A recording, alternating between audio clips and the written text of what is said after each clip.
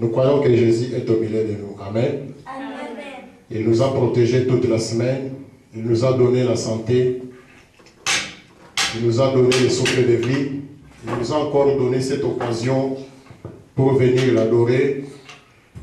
Et nous, en retour, nous allons les glorifier, nous allons les remercier parce que nous n'avons rien à lui donner. Tout appartient à notre Dieu. Et le dimanche, Frère Branham dit, si tu ne vas pas à l'église, c'est un péché. S'il n'y a pas une église dans la ville où tu es, il faut aller même dans les groupes de prière, même chez les pentecôtistes. C'est très important. Mais il y a des gens, surtout les gens qui ont des boutiques, l'amour de faire l'argent, même le dimanche, ils préfèrent rester dans sa boutique pour vendre, pour continuer toujours à chercher l'argent, même le dimanche. Et je ne crois pas que cette boutique, c'est la boutique de Jésus-Christ. C'est la boutique de Satan. Dieu t'a donné toute la semaine. Tu t'es sacrifié toute la semaine pour chercher l'argent. Mais le dimanche, tu peux quand même sacrifier cette journée pour venir l'adorer. Si tu continues toujours à chercher l'argent même le dimanche, ça devient une possession. Et ton business, ce n'est pas le business béni, ce n'est pas le business de Dieu, c'est Satan qui est derrière ça. On a beaucoup de boutiques de Satan aujourd'hui. Pendant que nous sommes ici, en train de remercier le Seigneur, en train d'adorer, il y a des gens qui cherchent encore l'argent, il y a des gens qui préfèrent aller même au travail, même si on n'appelle pas. Il appelle lui-même pour faire des overtime. C'est un démon. Tu peux chercher l'argent, mais cet argent ne sera pas béni. Parce que tu mets Dieu à côté. Tu es en train de piétiner la grâce. Tu peux avoir 50 $, mais si ce 50 $ est béni, tu vas toujours continuer à avancer. Tu peux avoir 10 000 $, mais si ce n'est pas béni, tu vas toujours continuer à reculer. Donc, c'est Dieu qui donne l'argent, c'est Dieu qui donne tout. La bénédiction est entre la main de Dieu, la bénédiction est dans la parole. Amen. Nous, dans la parole, nous avons tout. Tout ce que nous cherchons est dans la parole. C'est pourquoi la Bible dit, cherchez d'abord le royaume des cieux, et le reste vous sera donné par-dessus. Amen.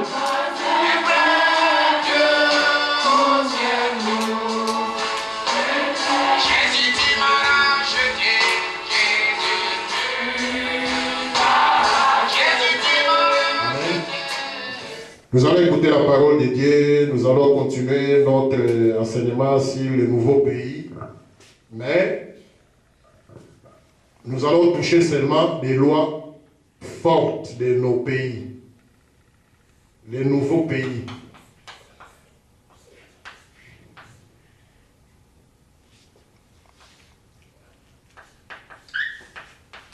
Les nouveaux pays. Des lois fortes comme l'enfer vision,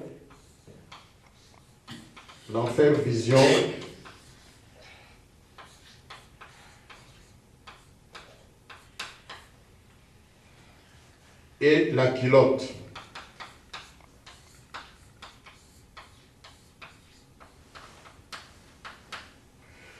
La fois passée, nous avons parlé du nouveau pays. Nous avons dit que ce monde est réservé pour le feu.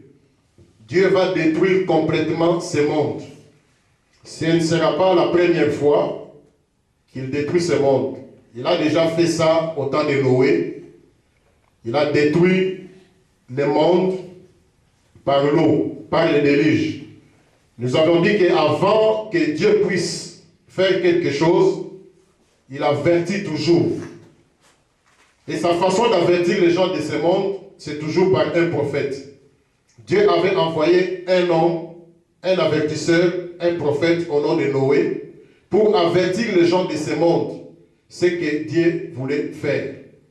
Et ceux qui ont cru à Noé, ils étaient sauvés. Ceux qui ont refusé, ils étaient détruits complètement. Et Dieu nous a encore promis qu'il va encore détruire ce monde. Cette fois-ci, ça ne sera pas par l'eau, mais par le feu. Nous avions lu Malachie 4. est à toi, Malachie nous confirme. Et il nous dit que les méchants, ils seront brûlés au feu. Ils seront comme du chaume. Mais ceux qui craignent le nom de l'Éternel, Dieu leur a préparé un nouveau pays. Ce pays, c'est le lieu de refuge. Quand Dieu va détruire ce monde, tous ceux qui seront dans ce nouveau pays, ils seront sauvés, ils seront épargnés. Dieu ne va pas toucher ce pays. C'est pourquoi il dit, dans Malachie 4 toujours, vers le bas, je vous enverrai Élie les prophètes. Il ramènera les cœurs des pères à leurs enfants et les cœurs des enfants à leurs pères, des pères que je ne viens de frapper les pays d'interdit, des pères que je ne viens de frapper les pays de malédiction.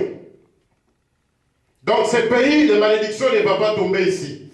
Tous ceux qui seront ici, ce sont des gens qui y ont reconnu leur message et leur temps.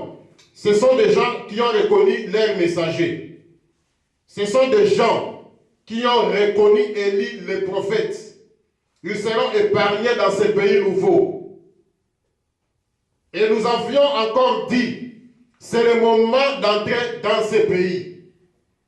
Parce que quand Dieu va commencer à détruire ce monde, ça va être trop tard. Aujourd'hui, la porte de ce pays est encore ouverte pour tout le monde. Donc c'est le moment d'entrer dans ce pays nouveau. Amen. Amen. Et nous avions dit encore que ce pays nouveau, c'est le message de l'heure. Et ce message, c'est une personne. Parce que les messages et les messagers sont un. Amen. Amen.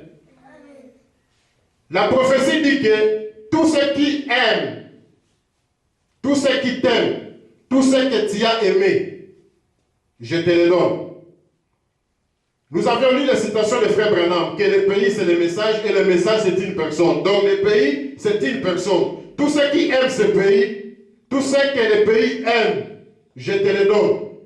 Ils seront complètement épargnés de la colère de Dieu. Donc c'est le moment d'entrer dans ce pays pour que tu sois épargné. Ne fouillez pas au Canada, ne fouillez pas aux États-Unis, ne fouillez pas en Russie, ne fouillez même pas en Afrique du Sud, parce que tous ces pays seront détruits complètement par le feu.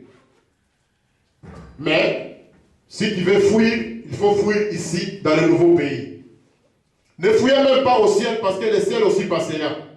Ne fouillez même pas sur la terre aussi passera. Amen. Fouiller dans ces nouveaux pays. Et pendant que nous parlons, nous sommes en train de faire entrer les gens dans ces pays. Ceux qui veulent.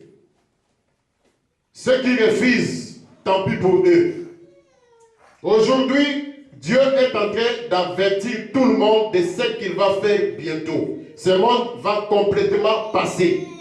Dieu t'a donné toute la semaine.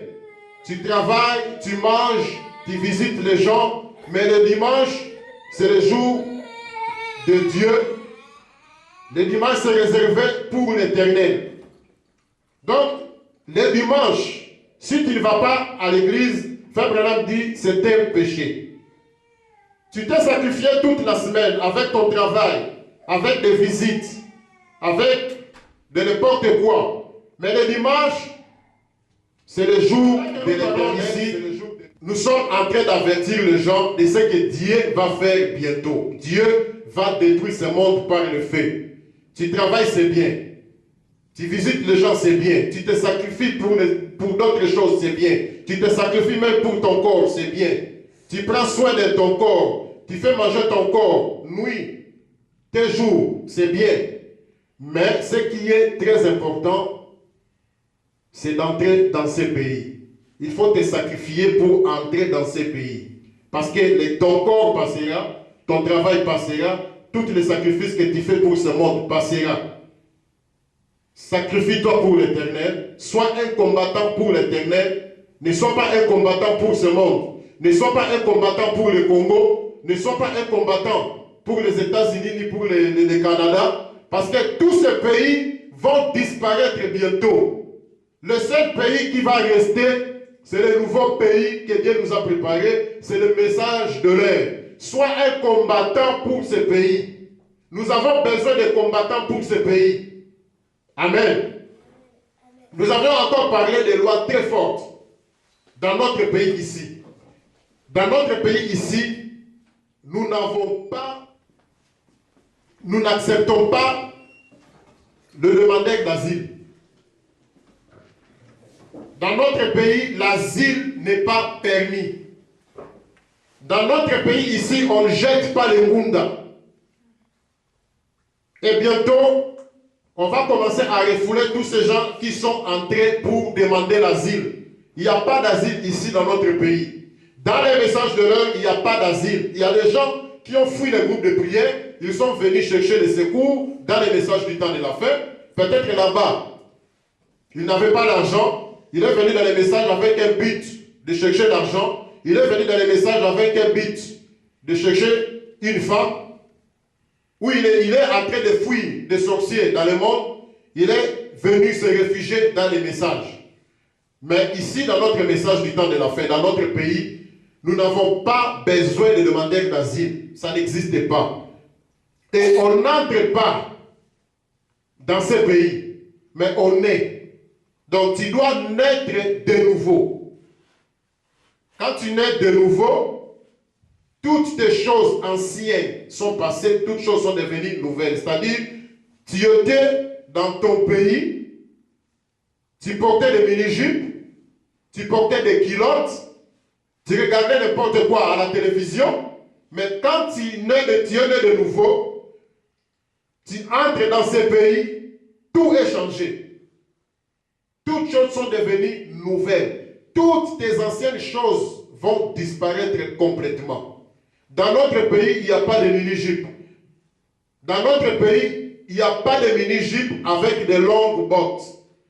Dans ce pays, il n'y a que de longues robes, de longues chevelures, de longues jupes.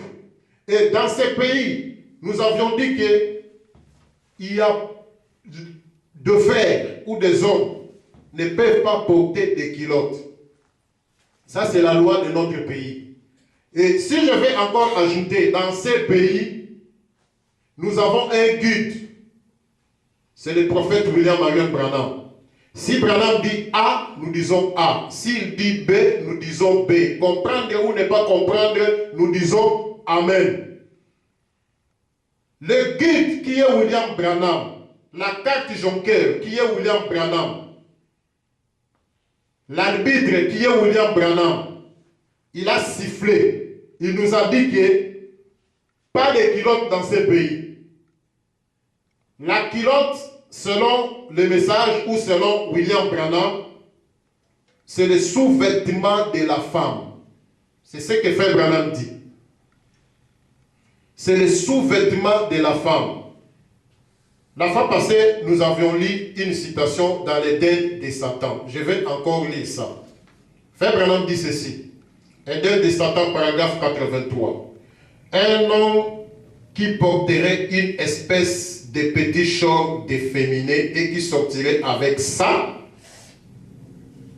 je ne pense pas qu'il soit vraiment un homme. Ici, Frère Branham parle d'un homme qui porte la culotte et il sort avec ça.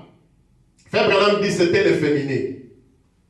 Et Frère Branham dit il ne croit pas que c'était un homme. Et les frères aujourd'hui ils disent que nous ne sortons pas avec des culottes, mais nous le mettons seulement sous nos pantalons.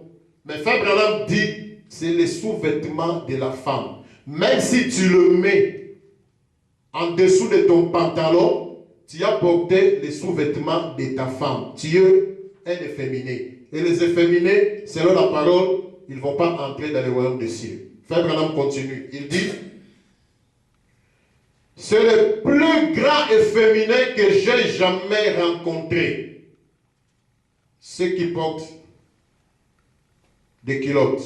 Voyez, elle a amené son Adam pervertir à agir comme elle. Voyez-vous, apporter ses sous-vêtements à elle. Elle a vu ce qu'elle pouvait réaliser là-bas en enlevant tous ses vêtements sauf ses sous-vêtements. C'est les shorts, bien sûr. C'est ça un sous-vêtement féminin. Frère Branham dit que la culotte, c'est les sous-vêtements féminins. Même si tu ne sors pas avec, même si tu le mets en dessous de ton pantalon, tu es en abomination devant l'Éternel. Parce que même la Bible le confirme dans Deutéronome chapitre 22, verset 5.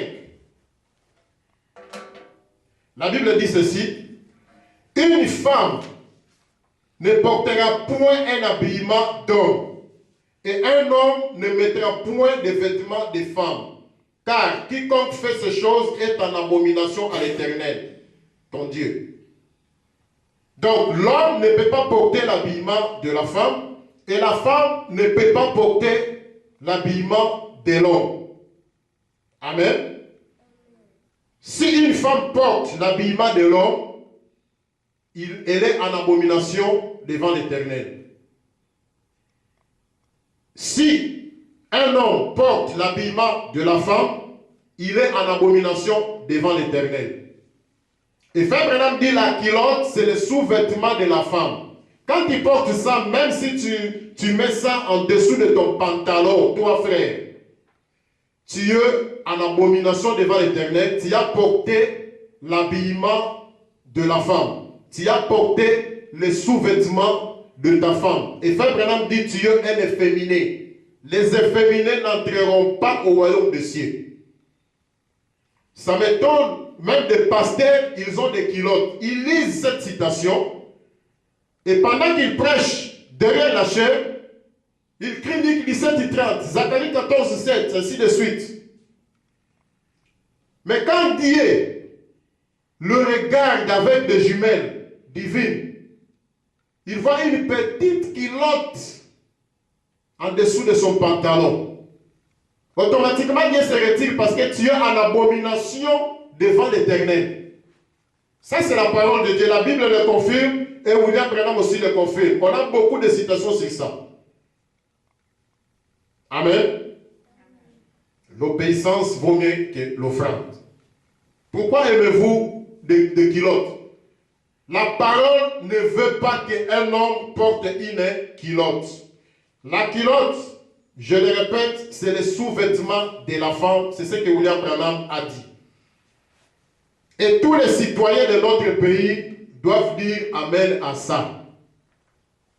Même si tu ne sors pas avec, tu mets ça en dessous de ton pantalon, tu as porté le slip de ta femme. Tu deviens automatiquement un efféminé devant Dieu. C'est la même chose avec un homme qui a porté une robe. C'est le même démon avec un homme qui a porté une jupe. Et toi, tu portes les sous-vêtements de ta femme, automatiquement, tu deviens en abomination devant l'Éternel. Même tes prières, Dieu ne peut pas exaucer ça. Parce que celui qui est en abomination devant l'Éternel, Dieu se retire complètement. C'est la même chose quand on fuit des vomissements. Quelqu'un a vomi, waouh, vous fouillez. Et Dieu aussi fuit comme ça. Donc la culotte, c'est le sous-vêtement de la femme, c'est confirmé.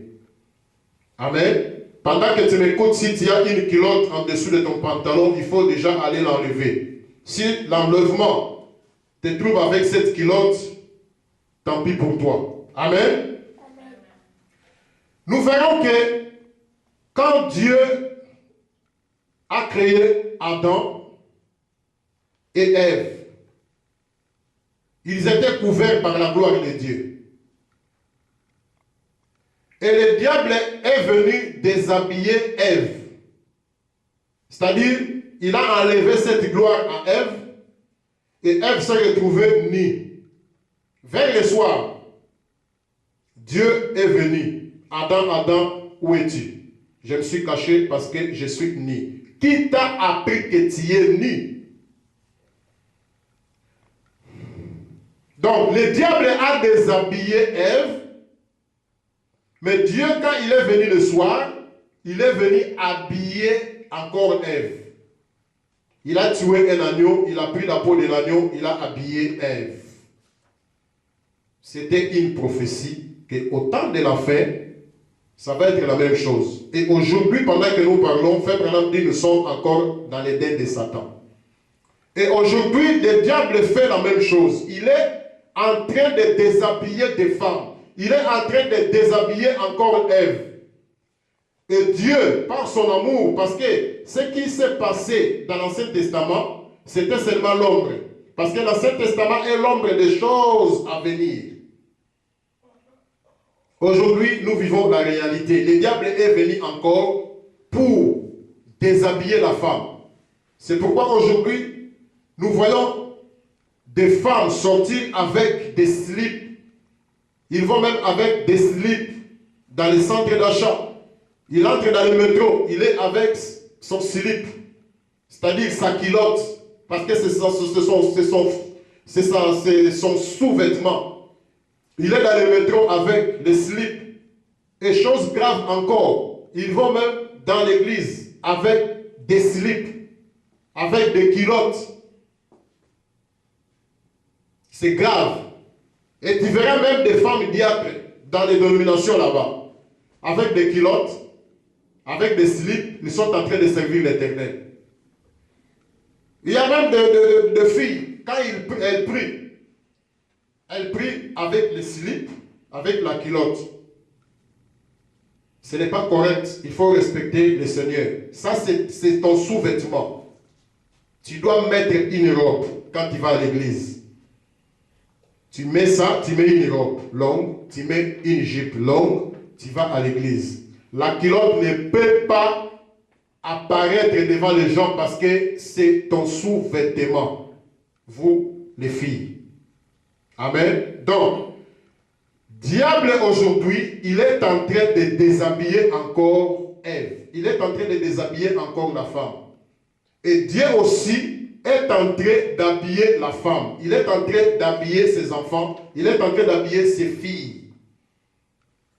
À travers William Branham. Branham aujourd'hui, il est en train d'habiller des enfants de Dieu. Le diable à son côté, il est en train de déshabiller. Mais nous, dans ce nouveau pays, Dieu est en train de nous vêtir, il est en train de nous habiller. Quand Branham a parlé, il faut porter des longues jupes, des longues robes. Il faut laisser vos cheveux pousser. C'est Dieu qui parle, ce n'est pas Branham.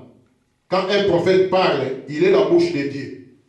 Aujourd'hui, Dieu a dit à ses enfants, à ceux qui sont dans ces pays, il faut porter de longues jupes, il faut porter de longues robes, il faut laisser vos cheveux pousser.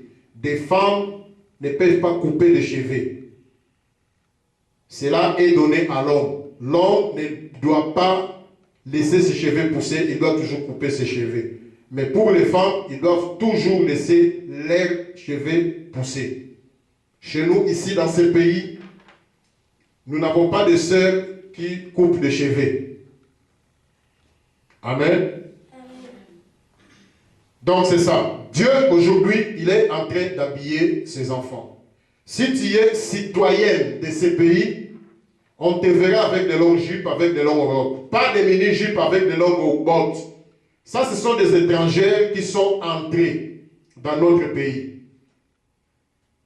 Quand nous avons pris le message, c'était facile quand tu vois une sœur en route ou au centre dans les marchés ou dans les bus. C'est facile de reconnaître que ça c'est notre sœur. Mais aujourd'hui c'est difficile. Il faut que les gens te disent que ça c'est notre sœur pour que tu puisses la saluer. Mais quand nous avons pris le message, ce n'était pas comme ça. Quand tu vois une sœur dans les bus ou au marché, tu comprends directement que ça c'est notre sœur. Dieu vous bénisse ma sœur. Mais aujourd'hui, confusion totale. Nos sœurs sont devenues comme des mondaines, avec des modes, des stars américaines. de longues robes, mini-jupes. Où est-ce qu'ils sont en train de voir ça à la télévision? C'est ce que nous allons parler bientôt, pour gagner le temps. Alors, la culotte, c'est le sous-vêtement de la femme. La Bible le confirme. Tu ne peux pas porter un habillement d'homme, vous les sœurs, et les frères ne peuvent pas porter des habillements de la femme. Amen. Et aujourd'hui, nous avons deux puissances. Nous avons la puissance, c'est-à-dire nous avons deux puissances qui dirigent ce monde. Dieu dirige, le diable aussi dirige. Donc, il faut faire très attention. Quand tu t'habilles, il faut regarder si ton habillement est conforme à la parole de Dieu. Si ce n'est pas conforme à la parole de Dieu, c'est Satan qui est derrière. Amen. Si vous allez par exemple dans, je crois si je ne me trompe pas, 2 Timothée, la Bible dit, les femmes doivent s'habiller décemment, avec pudeur. Quand tu portes une culotte, tu sors avec, tu n'as pas de pudeur. Parce que tout ton corps est dessiné. Ton sexe est dessiné, tes fesses est dessiné là-bas, et tu es en train de séduire beaucoup de gens. Et la culotte, la conséquence des culottes pour les filles, quand elles sortent avec ça, c'est de l'impudicité sur l'impudicité. Donc, elle est en train de faire l'impudicité avec des millions de garçons sans le savoir. Une petite culotte, tout ton corps dehors, les cuisses dehors, ton sexe est dessiné complètement. Quand tu marches, tes fesses bougent. Et quand les garçons regardent, ils sont séduits. Et quand ils commencent à penser dans leur cœur, automatiquement, ils sont en train de faire l'impudicité avec toi, dans les pensées.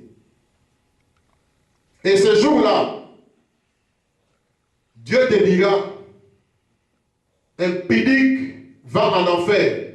Ici, ce n'est pas ta place. Peut-être que tu vas discuter. Mais non. Moi, je n'étais pas impudique, Seigneur. Moi, j'étais à l'église. Moi, j'étais correct. Et Dieu va te montrer ta vie. Regardez quand tu allais au supermarché. Regardez quand tu marchais en route avec ta culotte. Regardez des garçons comment ils te convoitaient. Regarde comment tu as séduit des milliers de garçons.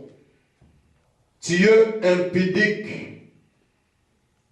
Et les impudiques n'hériteront pas des royaumes des cieux. Dieu va te montrer 1 million de garçons que tu es sorti avec. Avec ta petite culotte. Depuis que tu as commencé à porter des culottes, tu sors avec vous les filles. Tu as déjà séduit combien de garçons? Tu as déjà fait la relation sexuelle avec combien de garçons dans les pensées? Et la culotte amène aussi des nuits. Parce qu'un sorcier, quand il te regarde pendant la journée, s'il ne peut pas aller avec toi pendant la journée, qu'est-ce qu'il va faire? Il viendra la nuit. Il viendra pendant la nuit. Et pendant la nuit, il a la possibilité de faire tout ce qu'il veut sur toi. Et quand tu vas te réveiller, oh non, j'ai fait un songe, j'étais avec un homme. Demain, oh, je fais un songe, j'étais avec un homme. Chaque jour, je fais un songe, j'étais avec un homme. C'est à partir de ta culotte. C'est à partir de ton pantalon. Ta culotte séduit beaucoup de gens. Ça séduit même des sorciers. Ça séduit même des magiciens. Pendant la nuit, comme ils t'avaient convoité pendant le jour, ils n'ont pas la possibilité pour venir te prendre. Ils viendront pendant la nuit. Et ils vont te manipuler comme ils veulent. Alors, quand Dieu dit quelque chose, il faut l'obéir. Il sait pourquoi. Vous ne pouvez pas porter des culottes, vous les filles, et sortir avec. Quand vous sortez avec ça, vous sortez avec vos slips. Et vous êtes en train de séduire beaucoup de gens. Alors, la conséquence des culottes, c'est ça. L'impudicité, l'adultère, des maris de nuit, ainsi de suite. C'est comme un aimant qui attire tout le monde. Et aujourd'hui, s'il y a des pasteurs qui tombent, s'il y a des frères qui tombent, c'est toujours avec la culotte ou les pantalons. Quand une fille porte les pantalons ou une culotte, elle devient séduisante. Donc, si réellement nous sommes des enfants de Dieu, des filles de Dieu, nous allons porter de longues robes, nous allons porter de longues jupes. Aujourd'hui, c'est la confusion totale.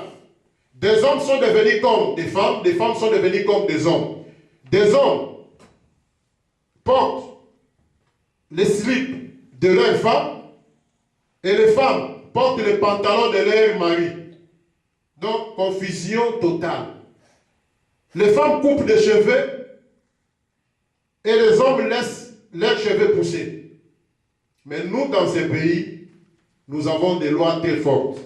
Si réellement nous sommes citoyens de ces pays, nous allons respecter la parole, nous allons croire à ce que William Branham nous dit. Amen. Même devant ton mari, tu ne peux pas te présenter devant ton mari avec ton slip ou avec ta culotte. Frère Branham dit, ce n'est pas bien. Je vais lire ça rapidement. J'ai deux citations, mais l'autre je n'ai pas vu.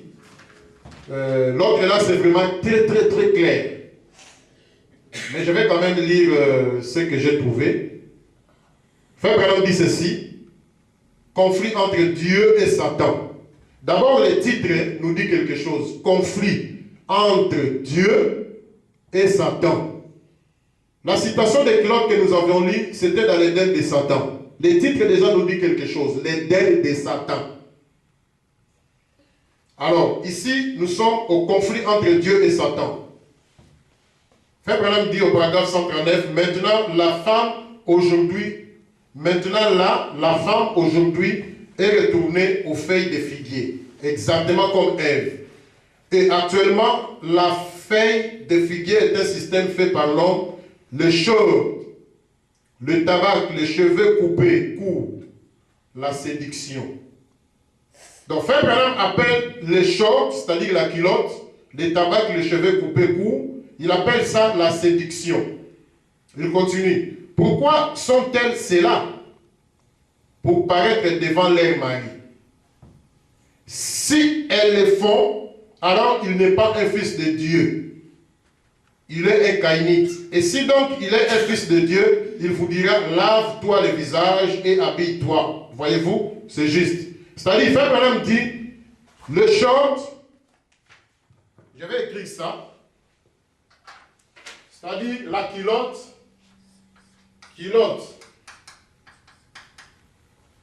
cigarette,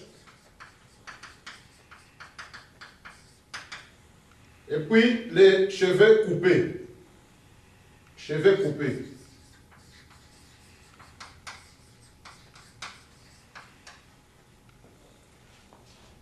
Frère Branham dit, les femmes, il dit, c'est le plus grand, et actuellement, la feuille de figuier est un système fait par l'homme.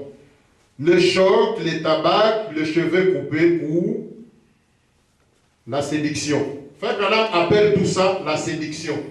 Séduction. Et Frère Branham dit, pourquoi les femmes font ça? Il dit, c'est pour séduire. C'est pour se présenter devant leur mari. C'est-à-dire, une sœur ou une femme qui se présente devant son mari avec les cheveux coupés, il est en train de séduire son mari.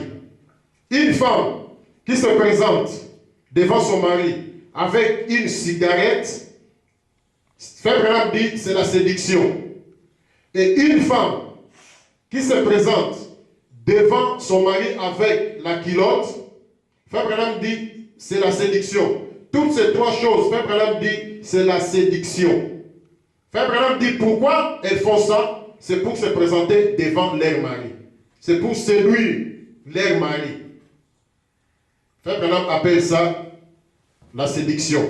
Et si le mari accepte que sa femme se présente soit avec les cheveux coupés devant lui, ou avec une cigarette, ou avec une culotte, Frère Branham dit il n'est pas un fils de Dieu. Donc, il n'est pas un fils de Dieu. Ces maris-là, ces frères-là. Il veut toujours que sa femme soit séduisante. Que ce soit au salon, que ce soit, je ne sais pas, aux toilettes, que ce soit dans la cuisine. Nos sœurs, vous devez vous habiller correctement. Ne pensez pas que si tu es avec une petite culotte au salon, c'est-à-dire avec ton sous-vêtement, ça, tu vas séduire ton mari. Moi, je regarde la parole. Quand je te vois comme ça, je tourne la tête. Parce que si j'accepte ça, Frère Branham dit, je ne suis pas un fils de Dieu. Je suis un caïnite. Écoutez maintenant. Il est un caïnite. C'est lui qui va accepter ces choses. Et si donc il est un fils de Dieu, il vous dira, lave-toi le visage. Donc, lave-toi le visage rapidement. Et habille-toi. Vous voyez, c'est juste. Donc, si je suis un fils de Dieu, je te dirai d'aller t'habiller. La parole n'est pas comme ça. Si je ne suis pas fils de Dieu, je vais accepter ça. Nous, dans ce pays, nos sœurs ne doivent pas se comporter comme des prostituées. Oh non, je vais séduire mon mari à la maison. Tu es toujours avec ton sous-vêtement au salon, tu es avec ton sous-vêtement à la cuisine pour séduire ton mari. C'est contre la parole. Ça, c'est pour des prostituées du monde. Amen. Et cela prouve même que tu es une prostituée. Amen. Parce que cette technique-là, d'où tu as pris ça? D'où tu as vu ça? Ce n'est pas la parole qui te dit, pour séduire ton mari, il faut une slip, il faut un slip, ou il faut une culotte. Nous, des frères, dans ce pays, nous sommes séduits seulement par la parole, seulement par la soumission, par l'obéissance. Tu n'obéis pas, tu n'es pas soumise. On n'a pas besoin de voir toutes ces séductions. On n'a pas besoin de ça dans la parole. Ça, c'est pour des prostituées. Ce sont des étrangers qui viennent dans les messages avec des habitudes sales. Oh non, tendresse. Oh non, il faut porter une chaussure avec un petit talon. Tu es au salon avec ton mari, avec une petite culotte ou avec un slip. Ça, ce sont des étrangers. Nous, dans la parole ne veut pas ça. Si ton mari a besoin de toi, il va aller avec toi. S'il n'a pas besoin de toi, il n'a pas besoin de toi à ce moment-là. Ne venez pas forcer des choses. Avec vos culottes, avec des slips. Frère Branham dit c'est la séduction. Amen. Tu es en train de séduire ton mari. Et cette séduction, comme ce n'est pas autorisé dans la parole, c'est le diable qui est derrière ça.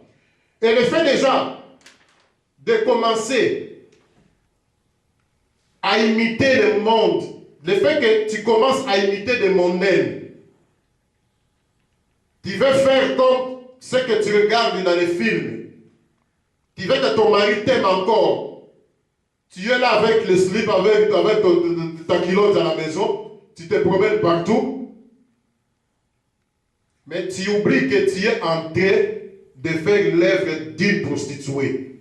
Et automatiquement, les démons de la prostitution, parce que la profondeur appelle la profondeur. Quand il va regarder une autre profondeur quelque part, cette profondeur va l'attirer jusqu'à ce qu'elle viendra habiter en toi.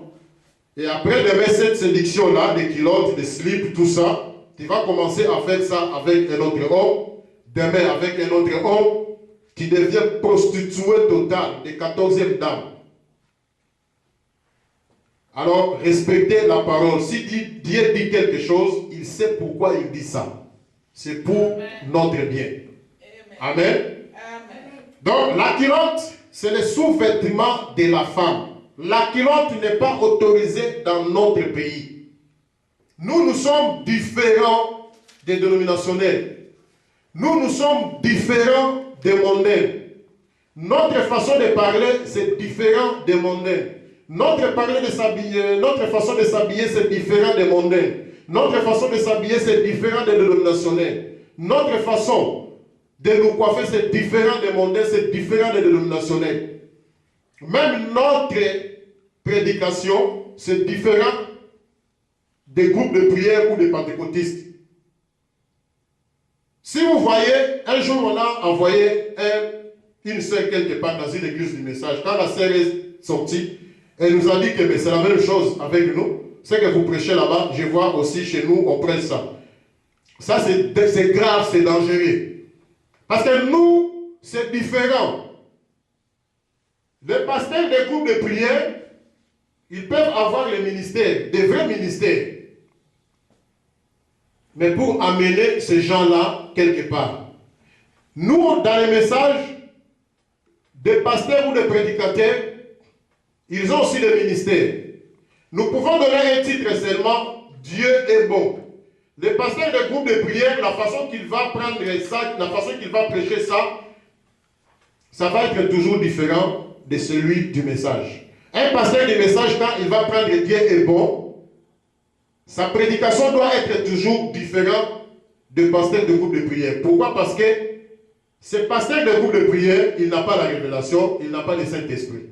Le pasteur du message, il a la révélation, il a le Saint-Esprit. Donc c'est deux choses différentes. Même si tu vois que c'est simple, le pasteur du message, il a prêché simple, dans la simplicité. Mais attention parce que sa parole là dans la simplicité a des effets.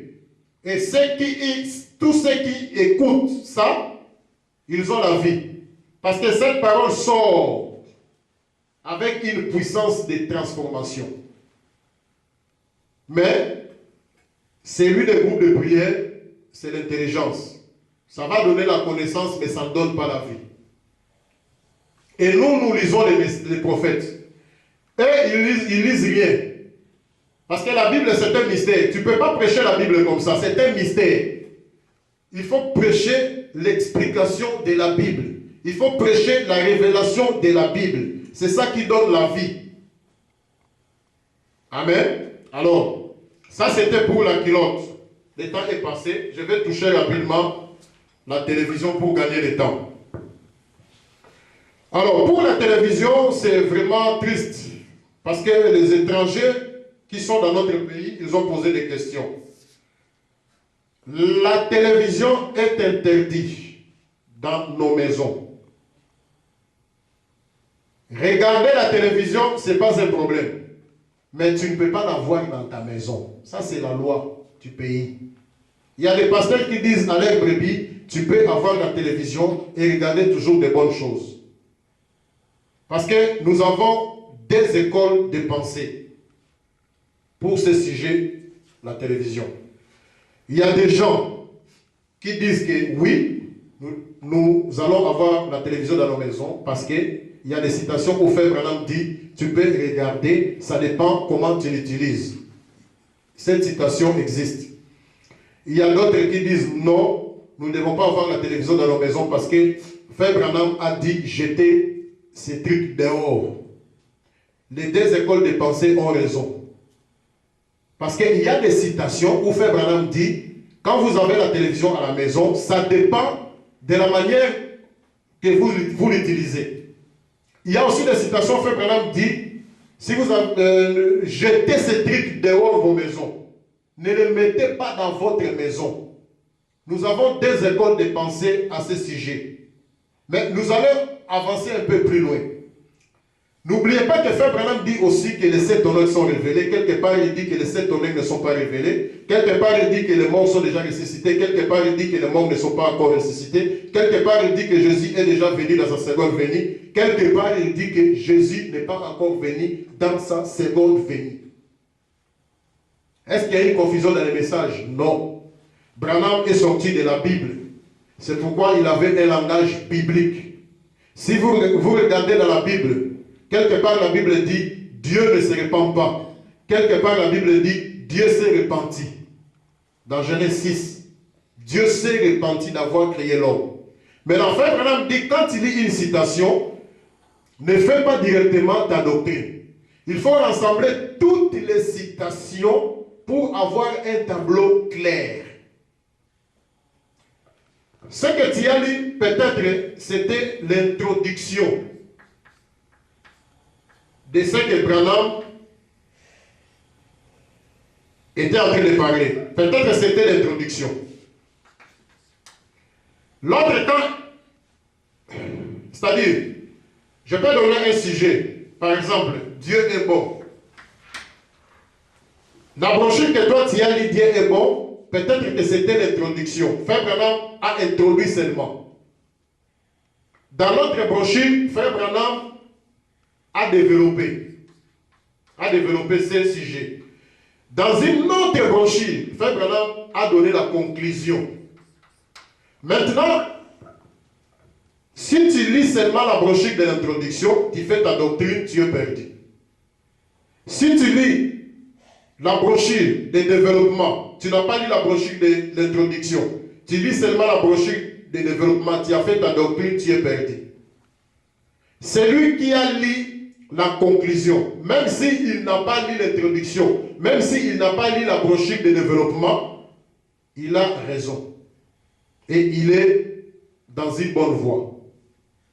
Branham dit, si tu lis une citation, ne fais pas directement ta doctrine. Rassemble toutes les brochures, rassemble toutes les citations pour avoir un tableau clair. Sinon, tu auras un tableau, un taureau ou une vache au-dessus de l'arbre en train de brouter l'arbre, en train de manger des fruits. Ça n'a pas de sens. Ça devient une doctrine monstre. Une doctrine de béquille qui n'a pas de sens.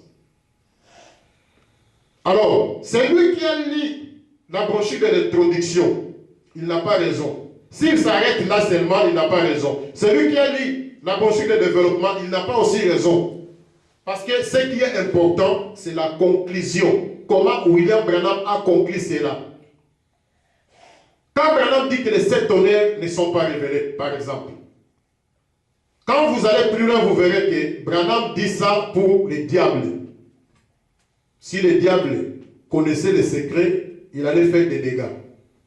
Mais quand vous allez dans notre brochure, par exemple, Apocalypse, livre des symboles, si je ne me trompe pas, Frère Branham dit les 7 tonnerres de l'Apocalypse 10 seront révélés à l'église épouse du Seigneur. Donc, il faut rassembler des citations. Même quand la Bible dit que Dieu ne se répand pas, quelque part la Bible dit que Dieu s'est repenti. Il ne se répand pas pourquoi? Il s'est repenti pourquoi? Il n'y a pas de confusion. Il faut rassembler des citations. Il y a aussi un verset où la Bible dit Jésus sur la croix, ils étaient à 3. Il y a un autre verset encore qui dit qu'ils étaient à 4. Il n'y a pas de confusion. Parce que pendant que Jésus était sur la croix, c'est vrai qu'il y avait 2 personnes à ses côtés. Il y avait 3 croix. Mais quelque part, il y avait aussi une croix de Judas. Donc, ces jours-là, il y avait 4 personnes qui étaient sur la croix. Les 2 brigands, Jésus et Judas quelque part. Judas est allé se pendre seul. Donc, dans la parole, il n'y a pas de confusion. Dans la Bible, il n'y a pas de confusion. Dans les messages, il n'y a pas aussi de confusion. Il faut seulement rassembler toutes les citations pour avoir des tableaux clairs. Et dans les messages, n'oubliez pas qu'il y a la volonté parfaite et la volonté permissive. C'est très important. La volonté permissive, c'est quoi? C'est ce que toi tu veux. La volonté parfaite, c'est ce que Dieu veut. Dieu dit quelque chose, tu commences à discuter, tu commences à chercher des raisons. Dieu va te permettre, va de l'avant. C'est comme par exemple un frère. La Bible dit que nous ne pouvons pas nous marier avec des païens. Les frères commencent à discuter. Oh non, je vais la mêler dans la parole. Oh non, c'est une bonne sœur. Oh non, elle prie aussi. Dieu va te permettre, va de l'avant. Mais n'oubliez pas que la volonté permissive a toujours des conséquences malheureuses à la fin. Cet enfant prodigue, vous connaissez l'histoire pour gagner le temps. Cet enfant a demandé à son père de lui donner sa part d'héritage. Son père lui a conseillé, tu es encore jeune, tu vas perdre ça. Il insiste. Donne-moi ma part. Son papa dit non, je vais te donner quand tu seras grand. Maintenant, tu vas faire des bêtises. Non, donne-moi ma part. Là, il demande sa part parce qu'il a déjà vu une Jézabel quelque part. Il a déjà vu Madeleine quelque part. Il a déjà vu une star de Woulououdou quelque part. Il veut aller faire des bêtises. Et comme il insistait, son père lui a donné l'héritage. Va faire ta vie. Il est allé faire sa vie, vous connaissez l'histoire. Il a perdu tout. Et à la fin, comme la volonté permissive a toujours des conséquences, à la fin, il commence à retourner vers son père. Donc, quand son père avait dit non, c'était la volonté parfaite de son père. Quand son père a permis, c'était la volonté permissive. Mais les deux volontés, c'est toujours la volonté de son père. L'autre, c'est une bonne volonté et l'autre, c'est une malédiction. Alors, un autre exemple. Nimrod. Dieu a dit à Adam de remplir toute la terre. Dieu avait besoin que la terre soit peuplée. Nimrod, quand il est venu, il dit non. Nous allons faire une tour et nous serons tous dans cette tour. Nous allons tous habiter dans cette tour. Nous n'allons pas remplir la terre. Pourquoi il faut que nous soyons dispersés sur la surface de la terre? Il a contredit ce que Dieu avait dit à Adam. Et quand ils ont commencé de construire leur tour, ils avaient des succès. Et leur tour évoluait. C'était une grande tour. Mais juste à la fin, la confusion est venue. Donc, la volonté permissive, c'est mettre la parole de Dieu à côté, c'est faire ce que toi tu veux. C'est ça la volonté permissive. Quand William Branham a prêché sur la télévision, les gens ont commencé à poser des questions. Branham dit, jetez ces trucs dehors. Les gens ont commencé à poser des questions. Si par exemple je regarde des bonnes choses, si par exemple je regarde des météos, si par exemple je regarde l'information, si par exemple, alors Dieu a permis d'aller de l'avant avec la télévision. Ça dépend comment vous l'utilisez. Si vous avez la télévision à la maison, si ça commence à séduire les enfants, enlève ça. Si vous avez la télévision à la maison, vous regardez les programmes de Oura Robert, il n'y a pas de problème. Si vous avez la télévision, ce n'est pas un problème. Je ne suis pas contre la télévision. Oh, mais c'est lui qui vous dit ça. Regardez les bonnes choses là. Lui-même, il n'avait pas ça dans sa maison. C'est suspect. Donc, nous avons la volonté parfaite de Dieu et la volonté permissive dans ces sujets de télévision. Les gens ont commencé à se poser des questions. Mais si nous regardons les bonnes choses, alors Dieu a permis d'aller de l'avant avec la télévision. Mais Branham dit, si vous en voulez une, ça vous regarde. Alors les diables, ils savaient que nous sommes au temps de la fin. Pour distraire les enfants de Dieu, ils ont créé des systèmes. Aujourd'hui, ce n'est pas seulement la télévision, même les cellulaires, ça devient une distraction. Même la radio, ça devient une distraction. Vous verrez un frère, surtout en Afrique, il est toujours comme ça avec sa petite radio, en train d'écouter les informations. Qu'est-ce que Kabila a fait? Qu'est-ce que Dieu a fait? Très tôt matin, il s'est réveillé avec la radio. Il n'a même pas lu la parole, il n'a même pas prié, il s'intéresse à la radio. Ça devient aussi une distraction. Même l'Internet, ça devient aussi une distraction. Alors, nous allons parler de ça peut-être un autre jour, mais nous parlons aujourd'hui de la télévision. La télévision, ça devient une distraction majeure dans les foyers des gens. Un papa, avec sa femme, avec ses enfants, ils sont là en train de regarder des films, en train de regarder de n'importe quoi. Et la télévision, quand les enfants regardent ça, il y a quelque chose qui reste dans leur tête. Et quand tu mets la télévision devant tes enfants, même si tu dis que je vais commencer à contrôler ça, Quand on a parlé de ça un jour en Afrique, un frère nous a dit que non, nous étions dans la maison des frères, le frère nous a dit que non, moi mes enfants regardent la télévision et ils regardent seulement les bonnes choses. Moi je dis non, ça c'est faux. Et pendant que nous étions là, la publicité des prémices commence. Et à ce temps-là, on appelait prémices Momomo. La publicité des prémices apparaissent là. Le frère, il a changé la chaîne. L'enfant a crié, papa, mon bombo, mon bombo, mon bombo. Tonton Skol, mon bombo.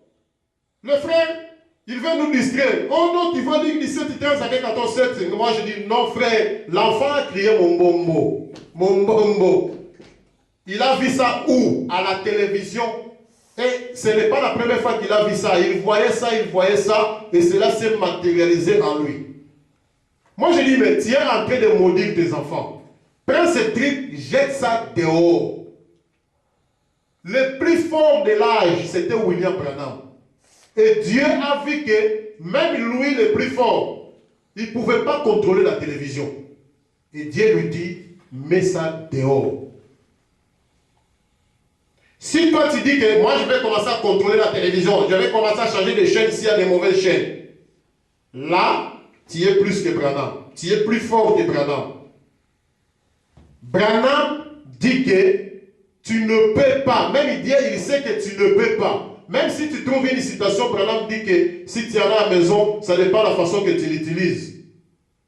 Ça, c'est la volonté permissive. C'est la parole de Dieu, c'est la parole du prophète, mais c'est la volonté permissive.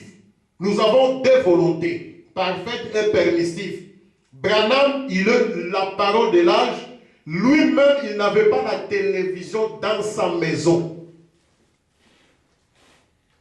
Écoutez ce que la Bible dit. La Bible dit dans Deutéronome chapitre 7, verset 26. Tu n'introduiras point une chose abominable dans ta maison, afin que tu ne sois pas comme cette chose. Tout ce que tu regardes, tu vas devenir. Donc, tu vas devenir ce que tu regardes. Tu vas devenir ce que tu parles toujours. Tu vas devenir ce que tu écoutes toujours. C'est ce que la Bible dit ici. Tu n'introduiras point une chose abominable dans ta maison, afin que tu ne sois pas comme cette chose. Si tu mets la télévision dans ta maison, tu vas être comme la télévision. Dévoué par interdit. Tu l'auras en horreur, tu l'auras en abomination, car c'est une chose dévouée par interdit. Ça, c'est la Bible de Deutéronome 7, 26. Alors, j'ai une citation, mais c'est trop long, je ne vais pas lire ça. La télévision, tu peux regarder, c'est permis. Mais tu ne peux pas avoir la télévision dans ta maison. Et ce que vous regardez à la télévision, c'est comme la culotte. Tout ce que vous regardez à la télévision, des mauvais films, des mauvais programmes, tout ce que vous regardez là, ça vous détruit petit à petit. Donc, quand vous mettez la télévision dans votre maison, Satan va entrer progressivement, malembe, jusqu'à ce qu'il va accomplir sa mission. Soit sur les enfants ou sur toi-même. Personne ne dira qu'à la télévision, il regarde seulement des bonnes choses. C'est faux. Parce que tu peux regarder l'actualité ou les formations. Automatiquement, par sa coupe, on met la publicité des femmes nues à la plage. Avec des maillots de bain. Quand tu vas changer de chaîne, mais tu as quand même vu. Tu as quand même vu. Et ce que tu as vu là, ça va se matérialiser petit à petit en toi, jusqu'à ce que tu vas devenir comme ce que tu vois toujours.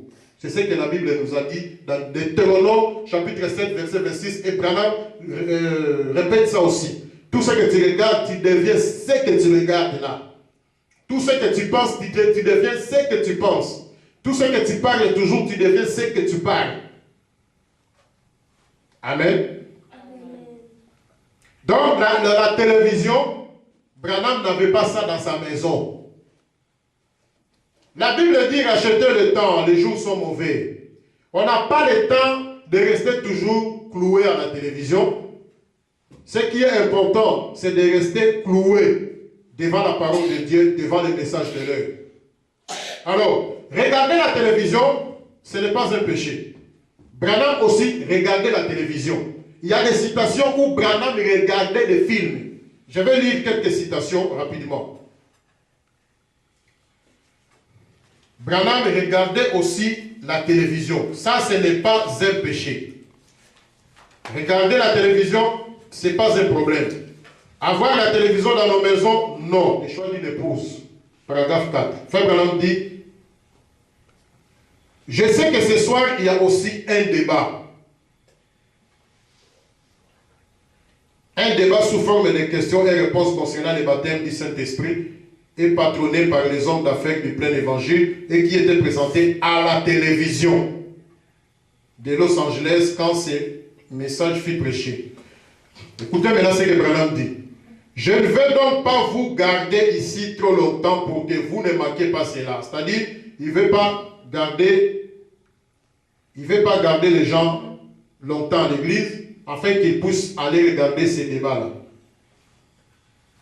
à la télévision. Donc, Branham permis d'aller regarder les débats à la télévision. Je ne veux donc pas vous garder ici trop longtemps pour que vous ne manquiez pas cela, car je pense que c'était aussi un point en faveur du peuple pentecôtiste. Ces débats que nous avons vus l'autre soir, un groupe formidable d'hommes et de merveilleuses réponses directes, et ça m'a fait du bien de voir cela. Et je crois que le Seigneur bénira cette soirée, afin que quiconque voit puisse croire. C'est là ma sincère prière. Donc, Branham oblige les gens à aller regarder la télévision. Il y avait un débat à la télévision. Frère Branham envoie les gens afin qu'ils puissent aller regarder. La citation là que je cherche, Frère Branham dit, Frère Branham regarde.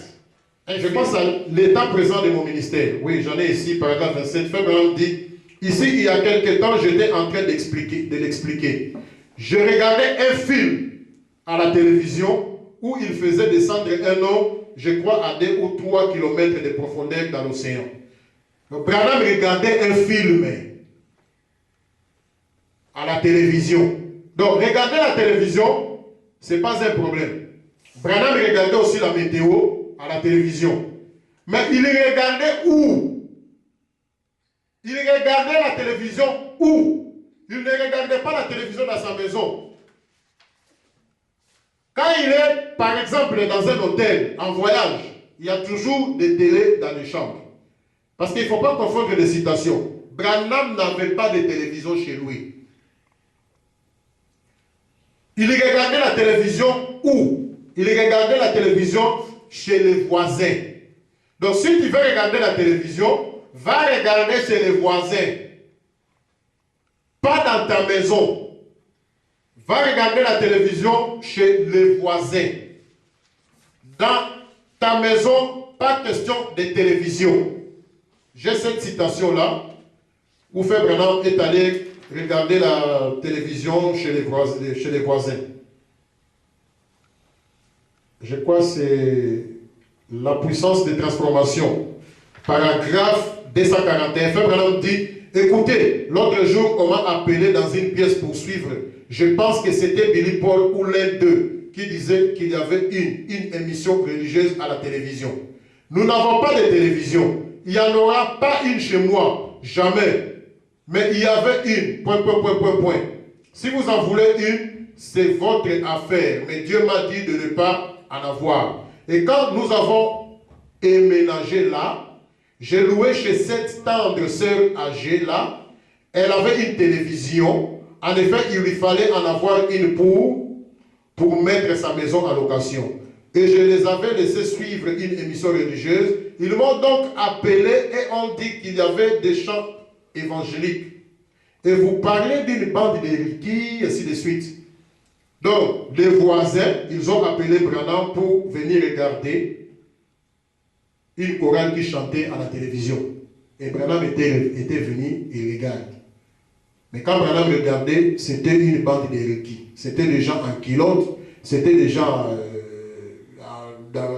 avec des rouges baisés, c'était des gens avec des pantalons, des filles avec des pantalons, des filles avec des culottes, torse nu.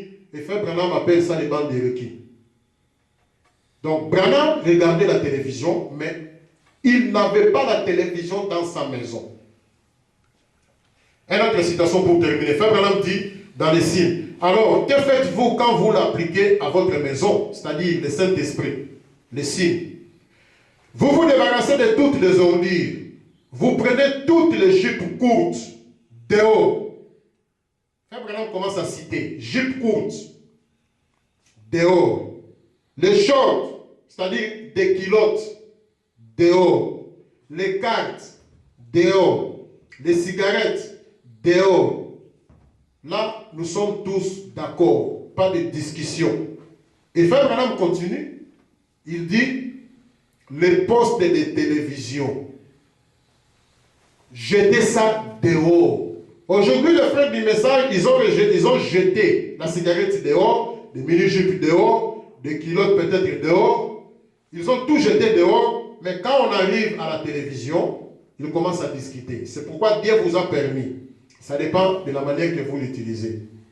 Mais il y a toujours des conséquences.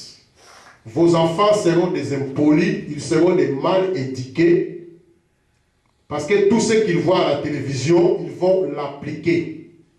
Voulu ou pas, ça va se matérialiser en eux. Nous avons un papa ici. On lui a conseillé toujours pour la télévision, il discutait. Et aujourd'hui, la conséquence est là.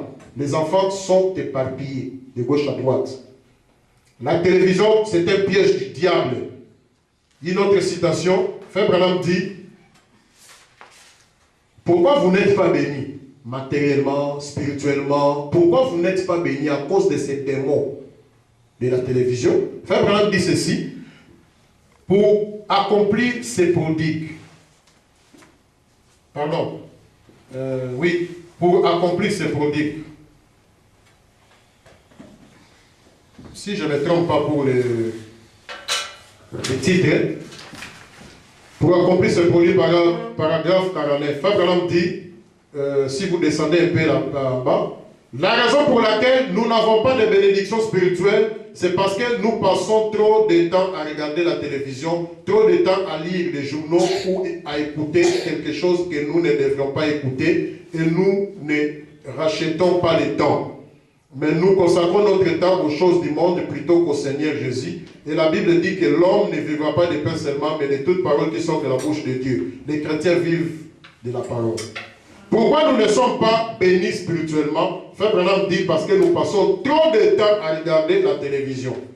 C'est pourquoi nous ne sommes pas bénis spirituellement. Toujours des problèmes, toujours des difficultés. C'est ça la réponse. Donc, la télévision, Frère Branham l'appelait l'enfer vision. Maintenant, pour terminer, si tu mets la télévision dans ta maison, tu as mis l'enfer vision dans ta maison. Comment un chrétien qui fouille l'enfer, il peut encore mettre l'enfer dans sa maison? Point d'interrogation. Ça, c'est le vrai nom. Ils ont donné le nom de télévision, mais Branham dit, le vrai nom, ce n'est pas vraiment la télévision, c'est l'enfer vision. Frère Branham l'appelait aussi l'évangélisation de Satan. Le diable est en train d'évangéliser le monde par la télévision. Des modes, la façon de parler, ainsi de suite. Ça sort toujours de la télévision. Frère Branham l'appelait l'évangélisation de Satan. Donc, dans ta maison, tu mets l'évangélisation de Satan. Frère Branham l'appelait aussi porte de l'enfer. Toi, tu fouilles l'enfer, tu critiques l'enfer, mais tu as mis la porte de l'enfer dans ta maison. Ça n'a pas de sens.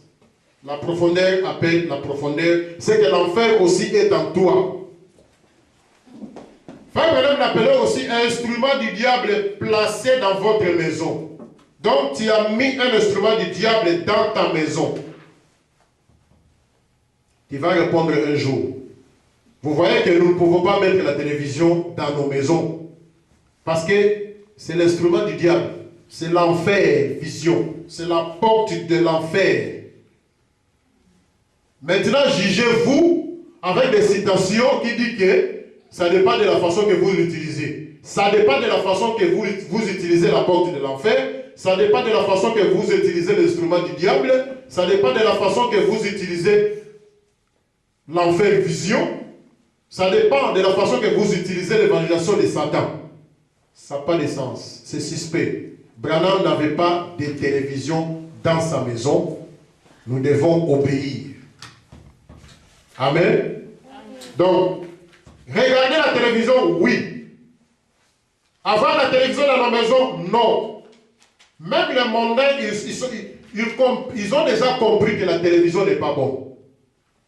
Les mondains, des païens, j'ai beaucoup de témoignages pour des païens. Ils acceptent que ce n'est pas bon d'avoir la télé à la maison. Des papas québécois, des mamans québécoises, ils témoignent ça. Mais nous, les frères du message, nous voulons toujours rester avec ces trucs dans nos maisons. Cela prouve que nous sommes même pas des chrétiens. Nous, dans ces pays nouveaux, nous respectons la parole.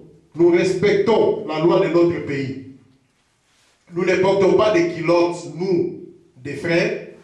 Ça, c'est la loi de notre pays. Et à la maison aussi, nous n'avons pas de télévision parce que Branham aussi n'avait pas de télévision. Celui qui est le plus fort, c'est William Branham. Et Branham n'avait pas de télévision parce qu'il ne pouvait pas contrôler ça. Dieu lui dit de ne pas en avoir. Si vous en voulez une, tant pis. Pas de culottes, pas de télévision. Amen. Il y a même un pasteur, il est déjà parti dans la gloire. Mon bien-aimé pasteur Anissé Fouma que j'aimais bien. Le pasteur Anissé, il a lu une citation, malheureusement, quand j'ai essayé de demander, mais il était déjà malade et puis il est parti. Il a vu le diable en train de fuir avec une culotte rouge. Torse nu, avec une culotte rouge, il fouillait. Et si vous portez des culottes, surtout si c'est rouge, c'est grave. Que le Seigneur vous bénisse.